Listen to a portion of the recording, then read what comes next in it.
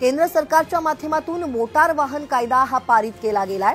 यानुसार अपघातात जबाबदार जे ट्रक चालक आहेत त्यांना 7 वर्षांच्या शिक्षेची तरतूद करण्यात आली आहे। सोबतच 7 लाख रुपये दंड देखील आकारला जाणार आहे आणि अपघातानंतर ट्रक चालक घटनास्थळावरून जर पळून गेला तर 10 वर्षे कारावास आणि 5 लाख रुपये दंडाची तरतूद सुद्धा करण्यात आलेली आहे। या कायद्यामुळे देशभरातील ट्रक आणि टँकरसह सर्वच वाहन चालकांमध्ये एक असंतोष निर्माण झालेला आहे। Indian oil, Bharat petroleum, Hindustan petroleum आणि इंडियन गॅस या कंपन्यांच्या प्रकल्पातून डिझेल, पेट्रोल आणि गॅस सिलेंडर वाहतूक करणारे जे टँकर आहेत किंवा ट्रक आहेत हे त्यांचे जे चालक आहेत ते रस्त्यावरती उतरलेले आहेत। बेमुदत संप सुरू केलेला आहे। परिणामी पेट्रोल पंपावरती वाहनांच्या रांगा लागल्याचं चित्र देखील दिसतंय। फळ आणि भाज्यांची आवक घटलेली आहे, परिणामी त्यांचे दर वाढताना दिसतायत।